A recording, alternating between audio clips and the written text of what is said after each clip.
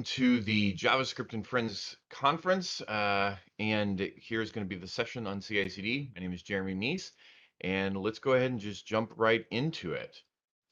So I have been part of development teams in the past where code would take weeks or months, or in some cases years. In my years working at some wireless carriers, which won't be uh, mentioned, but it could take a long time before it would be pushed to testing, and often months before it would be deployed to production. And that was just one team working on one feature, while other teams worked on other features, doing the same thing, not really knowing or testing against what the other teams were working on. And it was just not uncommon to be working on a project for a year or more, only to have it dumped because the business or the customer had already moved on past the need that got them to starting this project. Uh, I think anyone here, in that's watching this would prefer to not have slow code delivery cycles. I mean, I think everybody would like to have things faster, and every technology delivery team wants to increase their code deliver velocity and the quality of that code that they push to market. Time is a developer's most important and valuable asset, and if we don't manage our time appropriately, then we're not able to accomplish the goals that we've set out or finish the projects per the deadlines. And in addition, we're also running the risk of failing our team in regards to delivering tasks and software. Oftentimes, devs get wrapped up in their own heads. In our own heads, we kind of try to um, when we're doing pretty intensive work, we're trying to fix bugs manually. We tend to encounter those moments that we'll call time sucks. I'm not talking about when you get sucked into Snapchat or TikTok or Twitter or heaven forbid Facebook. But those are where you're just kind of spinning your wheel. You're looking for bugs, you're looking for problems within the code base. And a lot of times we can leverage some other tooling to help us with these time sucks that we get ourselves into. So hi, I'm Jeremy Meiss. I'm the head of developer relations and community at Circle CI. Today I'm going to be diving into what CI/CD is and hopefully make it easy to get a handle on that. And it's kind of a jumping off point to either implementing into your company or organization or your project, or making improvements to your already existing project and process. So with that, I figure it's good to kind of jump into defining some terms that I'll be using over the next, say 25 minutes or so. So the first one, DevOps. We've all probably heard it. Um, and right now you're probably hearing it in Will Ferrell's voice from that movie Elf. But DevOps is kind of a set of practices and principles that combine software development, which would be the dev, and information technology operations, which would be the ops for those in the audience, which aims to shorten the system's development lifecycle and provide continuous delivery with high software quality. Overly simplified, we could have an entire uh, session just on DevOps itself, but that kind of hopefully uh, sets forth that term for us. Um, the DevOps lifecycle itself is initially, you're planning yourself regarding the type of application you need to develop, making the rough picture regarding the development process. You then are kind of coding the application per the client requirements, and with the plan you've made in the initial step. Then you build the application by performing the integration of various codes you've done in the previous steps as well. Kind of seeing a pattern here. And then the testing piece. This is the heart of the application. You test the application you've built so far and in the rebuild of the application if necessary. And then if you succeed in that testing phase, then it's time to release the application into, the live environment, and deploying that code into a cloud environment or some other environment, hopefully cloud, for further usage. It's performed in such a manner so that any changes that tend to get made should not affect the functioning of a high traffic website. Then you perform the operation on the code if you have any, um, and then go back to monitoring the performance of the application as per the client's requirements, keeping a note on the application, the performance, making modifications, if any, to satisfy the client. And if it doesn't reach to the mark that they have, then you make changes in that particular area. So that's kind of this this cycle that continues to drive through. So CICD, continuous integration and continuous delivery, is rooted in agile methodologies and embodies the culture of a team or company, generally containing a set of operating principles and a collection of practices which enable dev teams to release quality code more frequently and reliably. The term fail fast here is an important one, and gives development teams the ability to know when stuff is broken, which is invaluable. It leads to being able to fix it faster and deliver quality code faster. You also can quickly fix issues, resubmit fixes, deliver stable code consistently. The sooner you fail, and this may sound counterintuitive to some people, but the sooner you fail and know that you fail, the faster you can get uh, the fixed code and get out to the customer, or get out to whatever it is that in the next step in your process. So CI, continuous integration is the practice where developers are merging code often to the shared code base. This means that if you have a repo on GitHub and you have, let's say, 10 developers, and all 10 of those developers will branch from that shared code base. They'll have an individual silo based on their own developer environments. And as they're writing code, they're continuously pushing code up into that shared code base. The reason for that is sometimes when we write code, it can take us a week, 2 weeks, whatever that time frame might be. And what that also means is if you're developing in isolation from the rest of your team, they don't know really what's happening until those changes get pushed upstream to that upstream repo. So then they pull them down and they see what's going on. And so by doing so, the team, and by continuously kind of pushing that up, the team is more informed about what each other's code base looks like, and the potential of future conflicts that could arise. This also means that you're, able to test that pretty quickly against what you're building. And so as developers are merging that code base often, like I said, those tests, the automated tests get written, um, and so as you're pushing your code you're making sure that you're actually getting code of quality.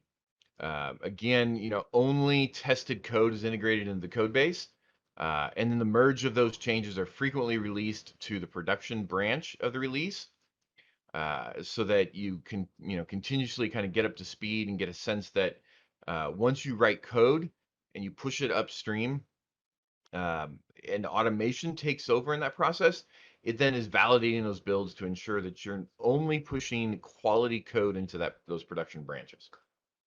So CD, now, continuous delivery is basically automation, or the overall change of processes generally that get called a pipeline. You'll probably hear that through this talk and then others as they talk about your CI/CD pipeline, your code pipeline, whatever. But that helps us with releasing software faster by automatically getting source code changes and running them through building, testing, packaging, and other related operations that kind of produce that release. The goals of continuous delivery, continuous development, in producing software releases are generally, you have automation, um, and efficiency, reliability, uh, reproducibility, and verification of quality through this continuous testing. In most cases, it means that you're delivering smarter, um, and lowering risks to your release process.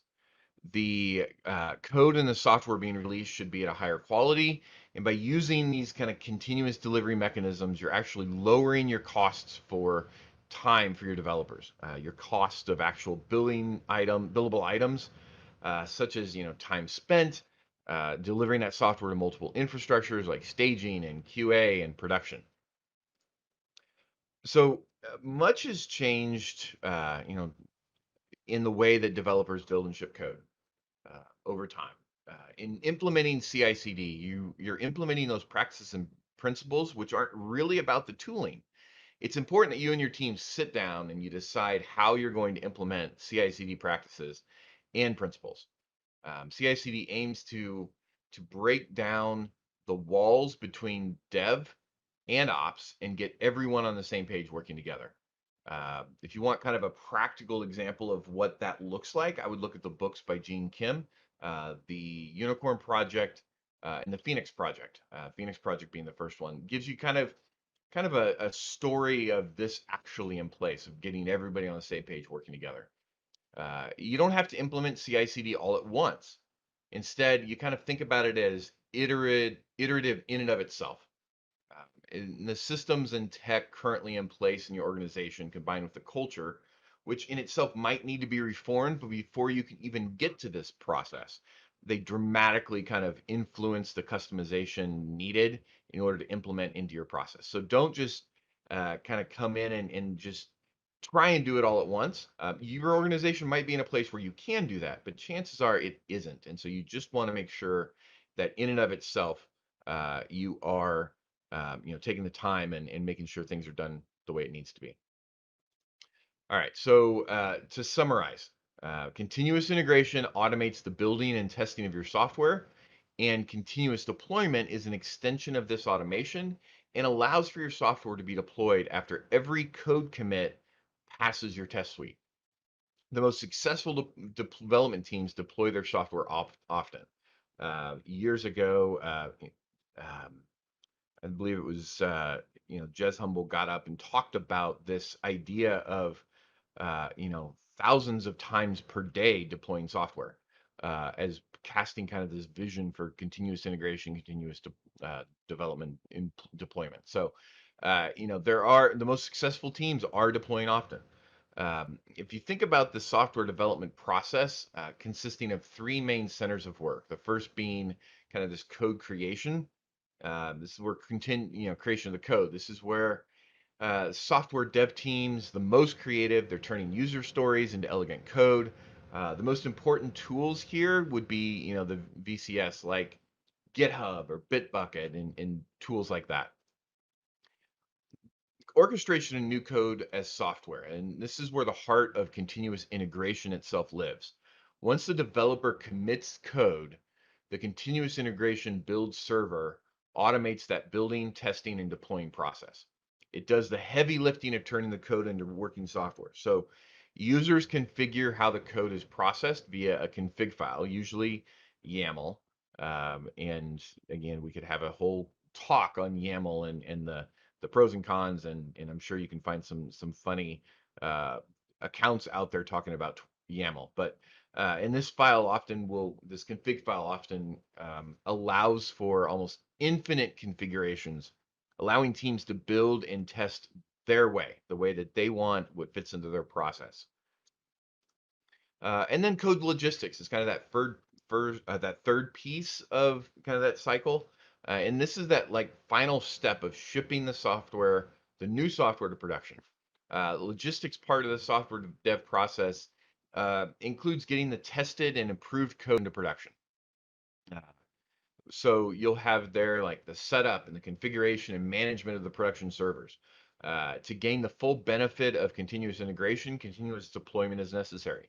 In this specific spot, this is where you would see tools like Terraform or Pulumi, some of these others that are helping you kind of this infrastructure as code idea that can help you set up, configure, and manage these servers as needed, spin them up. And that's where cloud services really come in handy for that. So benefits of CI. And this is where we really kind of get into the reasons why you're going to want to do this inside your organization.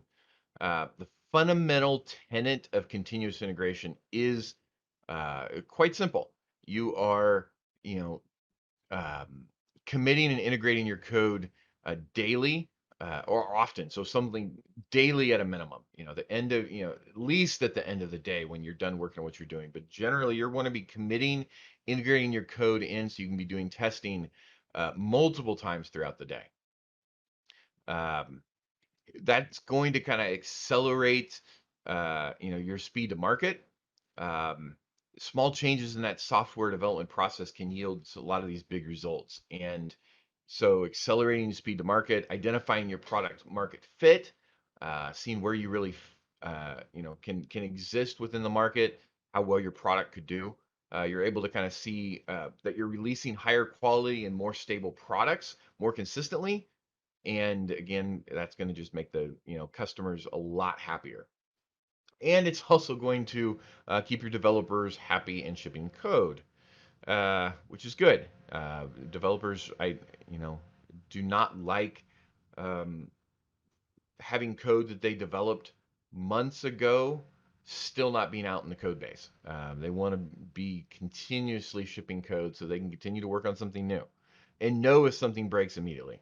Uh, so yes, benefits. There are benefits, and you might be thinking, how do these benefits accrue from such a simple change in your workflow? I'm sure all of you think that way, and that's just how I wrote it. But there are benefits because when you commit more often, you can identify and resolve merge conflicts earlier or avoid them altogether.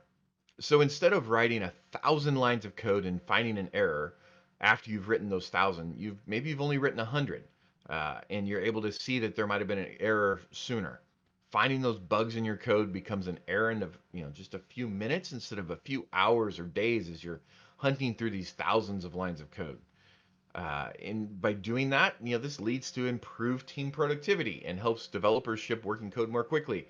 Product managers, project managers, product owners, they love that because you're, much more productive, and the teams can start to, um, be better in terms of their uh, life cycle of development. It's coming out a lot quicker, and can start to gauge how well your teams are doing. So shipping new features quickly means increasing your speed to market. This gives your team kind of that competitive edge in really two key ways. The first being that your customers are getting access to new features faster, leading to higher customer satisfaction. Again, happy customer, happy uh, company, happy developers. The other piece here is that the company itself is also getting a faster return on investment from the new features that they're building. Rather than waiting for the next milestone to release code, you can deliver value as soon as a new feature is ready for the market, and you can get like it says, that faster ROI. So yes, with all of that kind of out of the way, it's important to get a continuous integration pipeline set up as early as possible in the development of your application. Once tests are added to your pipeline, your CI pipeline, there's that word, you can continue to innovate and build with confidence, knowing that you can't merge code to master that doesn't pass your test. Additionally, developing a continuous deployment workflow into your CI pipeline provides the automation of deployment. So automating your software's build, test, and deployment is important to getting back to work building the features that your users care about the most. So to do all of this, there's some key elements uh, in kind of getting in implementing CI um, into your processes. So you want to make sure that everyone is on the same page with respect to what you're trying to achieve by introducing this new CI/CD tool and process. There's nothing worse than reading from different playbooks on how to do a test. To use a sports metaphor, um, you have your football player and your quarterback football team, and he calls a play at the huddle, and they go out to the line. In his mind, he's going to be throwing a fly route to the wide receiver, who's going to go just take off, run. Quarterback's going to throw as hard as he can. They're going to connect, touchdown. Every crowd goes wild. Uh, that. Uh, but the uh, the wide receiver in the same huddle hears the call, but he's thinking it's something completely different. And so the quarterback snaps the ball and he goes out and he runs a little out pattern, meaning he goes out, goes up, 10 yards and goes out to the side. Well, nobody's going to connect. Nothing's going to happen. They're going to fail, may even throw an interception, may lose the game. It being, making sure everybody's on that same page requires that everyone in the organization knows what the processes are and how to go about their day, which means documentation, which means planning it, which means chaos engineering, making sure that when something happens, you've already planned for it, you've already practiced.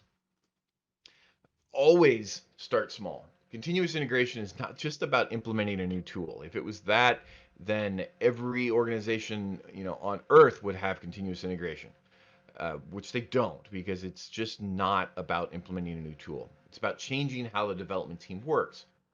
It is a new mindset. And making culture changes in an organization is not easy. There's a lot of resistance.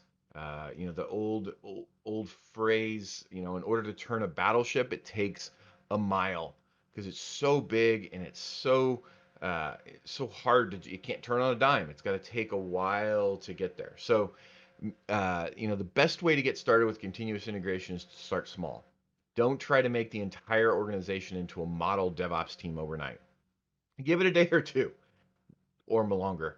Instead, make process changes on one team to see if they work within the organization. If you see improvements, keep moving incrementally, and maybe even take those. If some things work, some things don't. Keep keep making it, adjusting it so that it's working. And then you can, start to expand it to the next team and the next team. And the next thing you know, it's within your whole organization. Do what works for you. And know that DevOps might not be the right solution for your organization. Some companies have been around and have been successful for a long time without doing DevOps, and it might not be right for them given their culture or the needs of their product. Uh, for example, if confidentiality is a big part of your company's product strategy, then shipping incrementally to get feedback from the customer or from the general market would not work for you because that means um, your customers are, your competitors are also out there and they're seeing what you're doing and they are seeing uh, be able to make adjustments. And so, maybe shipping incrementally to get that feedback is not going to work for you, as you need to keep all your product details under, lock and key until that big launch. So in that environment, it would be very difficult to build a DevOps culture. So you have to do what works for you. Always measure. Before you start any improvement plan, it doesn't matter what it is, but especially within, CI/CD, get accurate metrics for where you're currently at. So, knowing how long your dev cycle takes. And do this before you've invited an SRE onto the development team. Then then after that, a small amount of time, you're able to see whether it's been effective in what you're doing. So as an example, when a lot of agile transformation was happening, many many companies adopted stand-ups without really understanding why or measuring whether it had a positive impact on their team. They just did it because, well, so and so is doing it, and that's always the danger whenever you're implementing something like DevOps or CI/CD on the more granular level, is that you get this uh, your desire is to just implement it. So you're going, well, Netflix did it this way, and Microsoft does it this way, and next thing you know, you're trying to do what everybody else has, and that's not going to work. And so often it just kind of wastes more time than it saves. We'll kind of talk on some of those universal metrics to pay attention to in a few minutes. So don't try to automate everything, at least not at the beginning. One misconception about DevOps is that all the infrastructure provisioning and configuration management must be done automatically. This referred to, I mentioned, kind of infrastructure as code. But some things work better when they're manual. Automation is not always the solution for everything. Now, it's probably the solution for a lot of things, but I would say it's definitely not for everything. Sometimes you have to start the manual way to figure out what the best solution for automation actually is. So a great way to kind of get started into how this, how this could work for you is use your next small project as kind of this proof of concept. Get the following fundamentals into place. Rigorous testing practice, ideally using some automated tests. Consistent software environments from testing to production. Training on continuous integration practices, making sure everybody's kind of knows what they're doing, and then reports to measure those key metrics that you've identified. Starting small, but then getting, once your team starts committing regularly and in small increments, you're able to see how much easier it is to be responsive to bugs. You have this proof of concept that you can bring to often to management, go up. And it can kind of give your team the momentum to scale continuous integration across the entire organization, not just that one team. So some better practices for CI/CD. Developers who practice, continuous integration, they commit early and often. This allows, them to detect conflicts before deploying code to production, and having a smaller commit makes it easier to troubleshoot that code if there are any issues. Committing software daily or even more often is necessary for that continuous integration, but it's not sufficient. We have to kind of foster this rigorous testing culture, uh, and that's one of the most important elements that a company needs for successful continuous integration. In order to confidently integrate that new code into the mainline, the team, they need that confidence that the code is sound and that it is good. Engineers should write tests as each feature is being developed. At Circle CI, we run tests on any new code that's committed, and our system alerts the developer if they have a successful green build or if they need to fix issues because the build was red. Without tests, of course, green builds are meaningless. You've got to. It's good to fail. It's good to see, what's not working, because when you fail, you can learn from it and get to that green build. Without tests, it's just not going to help you with there. So ideally, the team is using some automated testing, though it's not a requirement kind of here, but I would definitely say you got to get there. QA services like Rainforest QA and some of those others can be integrated into the continuous integration process here. To support your rigorous testing culture, it's important that the testing environment mirrors the production environment. Otherwise, you have no guarantee that what you're testing will work in production. And this means the testing environment should use the same version of the database, web server configuration, artifacts, etc. You're also, this is because there's always going to be issues. This is where this idea of testing and production comes in, and has a lot of really good, valid things to understand here, because um, it is. Uh, it's impossible to have everything mirrored in production. There's always going to be something that's just a little bit off. So chances are you're still going to be testing in production, but making sure that you have it as close as possible is a good step. Another better practice for software development is pairing during coding. For more complex pieces of functionality, pairs discuss the architecture approach before a single line of code is being written. Before any code is merged in production, another developer is always reviewing that code. And this helps ensure that coding best practices have been used, especially whatever fits within your organization. The code does not conflict with existing code or code that another developer is working on, and that the new functionality is scalable. Finally, to ensure that the entire software development pipeline is fast and efficient, the deploy workflow should also be automated. By automating that, the team, they get to their finished code and get it to production more quickly. Because after all, what's the point of developing software quickly if it's not going to get to the customer quickly and for it to just sit there, become dormant? So earlier I mentioned that there were some key metrics to track regardless. So first one here is lead time. It's the length of time that it takes for your workflow to run from first trigger to completion. It's a measure of how quickly you can get a signal. A short lead time requires a maximally automated software development pipeline. And that's why teams use continuous integration to automate building and testing. The automation of that pipeline kind of shrinks the deployment timelines of weeks to months down to hours, if not even minutes. Deployment frequency. How often is your team kicking off the workflow? Can be an indication of how many discrete units of work are moving through that development pipeline. And with a fully automated pipeline, even complicated updates to your code base can be deployed automatically. Hot fixes are available immediately, and so they go through the same rigorous testing as any of your update, and you're deploying more frequently, solving problems sometimes, but even before the user sees them. Mean time to recovery. This is contingent on getting actionable information fast. So getting a failed status returned quickly enables you to get from that red to green in the shortest time. Adopting CI/CD practices enables rapid feedback loops. It's the best way to ensure that fast signal to your developers.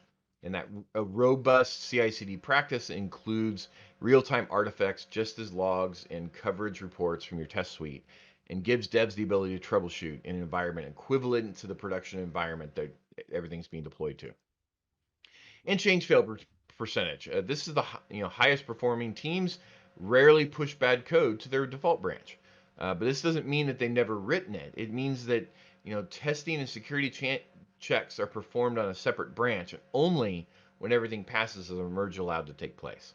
A team needs to know that their code works well before it's merged in the default branch, which also means that your change fail percentage is going to go down. Okay, and then it's also helpful to have a regular cadence of reporting that that data. Automated daily reports help ensure that if there is an error, it's caught fast. And analyzing those reports allows for teams to dive deeper into processes and find those improvement areas. So, uh, in case you thought I wasn't going to touch on testing and really delve into that, you're mistaken, because we're going to spend the last few minutes here going over the importance and different types of testing. So, continuous testing does often get overlooked because, let's be honest, you probably like testing as much as you like writing documentation. Um, as much as devs, we tend to think it's going to operate exactly how we build it. The reality is that it's rarely the case.